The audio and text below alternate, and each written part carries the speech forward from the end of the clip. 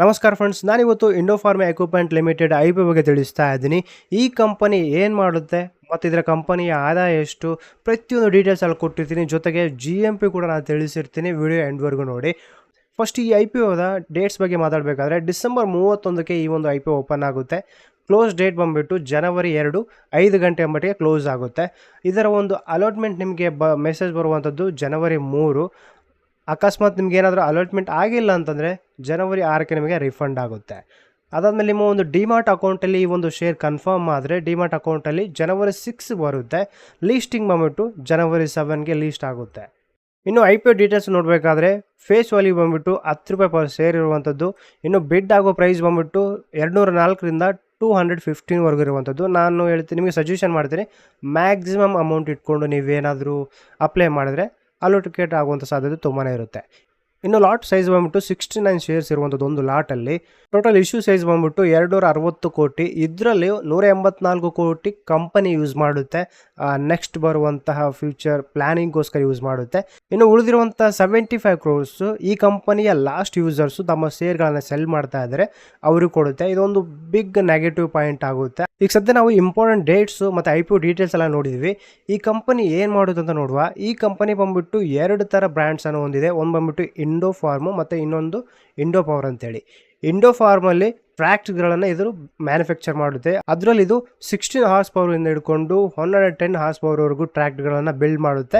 Own brand ಇಂಡೋಫಾರ್ಮ್ ಅಂತ ಒಂದು tractor brand ಬರುತ್ತೆ. ಆ ಒಂದು ನೇಮಲ್ಲಿ ಟ್ರ್ಯಾಕ್ಟರ್ಗಳನ್ನು ಬಿಲ್ಡ್ ಮಾಡುತ್ತೆ. ಇನ್ನು ಇಂಡೋ ಪವರಲ್ಲಿ ಪಿಕಪ್ ಆ್ಯಂಡ್ ಕ್ಯಾರಿ ಕ್ರೇನ್ಸ್ಗಳನ್ನು ಬಿಲ್ಡ್ ಮಾಡುತ್ತೆ. ಇದು ಬಂದ್ಬಿಟ್ಟು 9ರಿಂದ 30 ಟನ್ಸ್ ಇರುವಂತಹ ವಸ್ತುಗಳನ್ನು ಎತ್ತುವಂಥ ಕೆಪಾಸಿಟಿ ಇರುವ ಕ್ರೇನ್ಸ್ಗಳನ್ನು ಬಿಲ್ಡ್ ಮಾಡುತ್ತೆ. ಬಡ್ಡಿ ಹಿಮಾಚಲ ಪ್ರದೇಶದಲ್ಲಿ ಈ ಒಂದು ಪ್ಲಾಂಟ್ ಎಲ್ಲ ಇರುತ್ತೆ. ಈ ಒಂದು ಕಂಪನಿಯ ಪ್ಲಾಂಟ್ ಎಲ್ಲ ಇರುವಂಥದ್ದು ಹತ್ತತ್ರ 34 ಎಕರೆಯಲ್ಲಿ ಈ ಒಂದು ಪ್ಲಾಂಟ್ ಎಲ್ಲ ಇರುವಂಥದ್ದು. ಇದು ವರ್ಷಕ್ಕೆ 12,000 ಟ್ರ್ಯಾಕ್ಟ್ರಿ ಆಯಿತು. 1280 ಕ್ರೇನ್ಗಳನ್ನು ಮ್ಯಾನುಫ್ಯಾಕ್ಚರ್ ಮಾಡುವಂಥ ಕೆಪಾಸಿಟಿ ಹೊಂದುತ್ತೆ. ಈ ಕಂಪನಿಯ ಫೈನಾನ್ಷಿಯಲ್ ಬಗ್ಗೆ ಮಾತಾಡಬೇಕಾದ್ರೆ ಅಷ್ಟೊಂದು ಹೆವಿ ಏನಿಲ್ಲ, ನಾರ್ಮಲ್ ಒಂಥರ ಸ್ಟೇಬಲ್ ಆಗೈತೆ. 1% 1.5% ಅಷ್ಟೇ ಇನ್ಕ್ರೀಸ್ ಆಗಿರುವಂಥದ್ದು. ಅಸೆಟ್ಸ್ ನೋಡ್ಬೋದು, 2022ರಲ್ಲಿ 619 ಕೋಟಿ ಇತ್ತು, ಹತ್ತತ್ರ 620 ಕ್ರೋರ್ಸು. ಅದಾದಮೇಲೆ ಓನ್ಲಿ ಒಂದು 3 ಕೋಟಿ ಜಾಸ್ತಿ ಆಗಿರುವಂಥದ್ದು ಕಂಪೇರ್ ಟು 2022. 2024ರಲ್ಲಿ 647 ಕೋಟಿ ಅಸೆಟ್ಸ್ ಎಲ್ಲ ಇರುವಂಥದ್ದು. ಇನ್ನು ರೆವೆನ್ಯೂ ಎಲ್ಲ ನೋಡ್ಬೋದು, ಇಲ್ಲೂ ಕೂಡ ಯಾವುದೇ ರೀತಿ ಅಷ್ಟೊಂದು ಬದಲಾವಣೆ ಇಲ್ಲ. 2022ರಿಂದ 2023 ಒಳ್ಳೆ ಬದಲಾವಣೆ ಐತೆ. ಬಟ್ 2024ರಲ್ಲಿ ಓನ್ಲಿ ಒಂದು 4 ಕ್ರೋರ್ಸ್ ಮಾತ್ರ ಜಾಸ್ತಿ ಇರುವಂಥದ್ದು. ಇನ್ನು ಪ್ರಾಫಿಟ್ ಆಫ್ಟರ್ ಟ್ಯಾಕ್ಸ್ ಎಲ್ಲ ನೋಡ್ಬೋದು, ತುಂಬಾ ಕಡಿಮೆ ಇರುವಂಥದ್ದು. 2024 ಫೈನಾನ್ಷಿಯಲ್ ಇಯರಲ್ಲಿ 15 ಕ್ರೋರ್ಸ್ ಇರುವಂಥದ್ದು ಅಷ್ಟೇ. ಇನ್ನು ನೆಟ್ವರ್ತ್ ಎಲ್ಲ ನೋಡ್ಬೋದು, ಇದನ್ನು ಕೂಡ ನಾರ್ಮಲ್ ಆಗೈತೆ. ಬಟ್ 2024 ಈ ಒಂದು ಫೈನಾನ್ಷಿಯಲ್ ಇಯರಲ್ಲಿ ನೆಟ್ವರ್ತ್ ಸ್ವಲ್ಪ ಒಳ್ಳೆಯದಾಗಿ ಕಾಣಿಸ್ತಾ ಇದೆ. ಈ ಕಂಪನಿ ಮೇಲೆ ಜಾಸ್ತಿ ಸಾಲ ಕೂಡ ಇರುವಂಥದ್ದು, ಅದು ನೋಡ್ಬೋದು. 2022ರಲ್ಲಿ 275 ಕೋಟಿ ಇತ್ತು. ಬಟ್ ಇವಾಗ 2024ರಲ್ಲಿ 245 ಕೋಟಿ ಐತೆ. ಒಂದು ಸ್ವಲ್ಪ ಕಡಿಮೆ ಆಗೈತೆ, ಬಟ್ ಜಾಸ್ತಿನೇ ಇರುವಂಥದ್ದು. ಆಲ್ಮೋಸ್ಟ್ ನಾವು ಇದರ ಒಂದು ಅಸೆಟ್ಸ್ಗೆ ಇದರ ಒಂದು ಸಾಲಕ್ಕೆ ಕಂಪೇರ್ ಮಾಡಿದ್ರೆ ಪರವಾಗಿಲ್ಲ, ಒಂದು ರೇಂಜ್ಗೆ ಕಮ್ಮಿನ ಅಂತಲೇ ಹೇಳ್ಬೋದು. ಇನ್ನು ಕೆಲವೊಂದು ರೇಷಿಯೋ ಕೂಡ ಇಂಪಾರ್ಟೆಂಟ್ ಆಗುತ್ತೆ. ಇದರಲ್ಲಿ ROE ಐತಲ್ಲ 5.13 ಇರುವಂಥದ್ದು ತುಂಬಾ ಕಡಿಮೆ. ಮತ್ತು ROC ಇದು ಬಂದ್ಬಿಟ್ಟು ಹತ್ತತ್ರ 9% ಇರುವಂಥದ್ದು, ಇದು ಕೂಡ ಕಮ್ಮಿನೇ. ನೆಕ್ಸ್ಟ್ ಡೆಟ್ ಇಕ್ವಿಟಿ ಅದು ಕೂಡ ಕಮ್ಮಿ ಇರುವಂಥದ್ದು. ನಾನು ಹೇಳಿದಲ್ಲಿ ಇಲ್ಲಿ ಸಾಲ ಐತಲ್ಲ ನಾರ್ಮಲಾಗಿ ಕಮ್ಮಿ ಐತೆ, ಓನ್ಲಿ 0.01% ಇರುವಂಥದ್ದು. ನೆಕ್ಸ್ಟ್ ಪ್ರಾಫಿಟ್ ಆಫ್ಟರ್ ಟ್ಯಾಕ್ಸ್ ಇದು ಬಂದ್ಬಿಟ್ಟು 4.16 ಇರುವಂಥದ್ದು.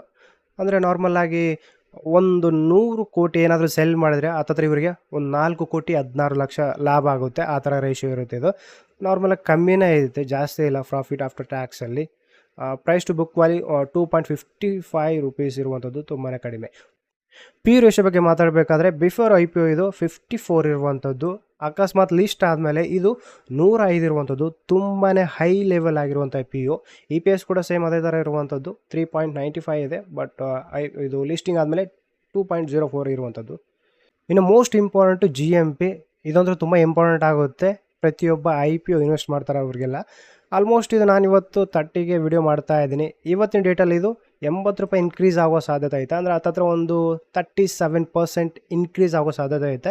ಇನ್ನು ಲೀಸ್ಟಿಂಗ್ ಡೇಟ್ ತುಂಬಾ ದೂರ ಐತಲ್ಲ, ಅದಕ್ಕೋಸ್ಕರ ಇದು ಇನ್ನೂ ಸ್ವಲ್ಪ ಜಾಸ್ತಿ ಆಗ್ಬೋದು, ಇಲ್ಲ ಕಮ್ಮಿ ಆಗ್ಬೋದು. ಬಟ್ ಒಳ್ಳೆ ರೇಟಲ್ಲಿ ಲೀಸ್ಟಿಂಗ್ ಆಗುವಂಥ ಸಾಧ್ಯತೆ ತುಂಬಾ ಐತೆ. ಬಟ್ ಇದು ಹೆಚ್ಚು ಕಮ್ಮಿ ಆಗ್ಬೋದು. ಬಟ್ ಇವಾಗ ಸದ್ಯದ ರೇಟ್ ನೋಡಿದ್ರೆ 82 ರೂಪೀಸ್ ಎಲ್ಲ ಇರುವಂಥದ್ದು.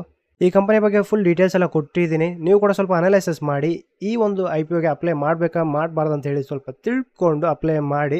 ಅಕಸ್ಮಾತ್ ನಿಮ್ಗೇನಾದರೂ ಅಲೋಕೇಟ್ ಆದರೆ ಕಂಗ್ರ್ಯಾಚುಲೇಷನ್ಸು. ಯಾಕಂದರೆ ಲೀಸ್ಟಿಂಗ್ ಆಗೋ ಸಾಧ್ಯತೆ ಬೆಸ್ಟ್ ಕಾಣಿಸ್ತಾ ಇದೆ.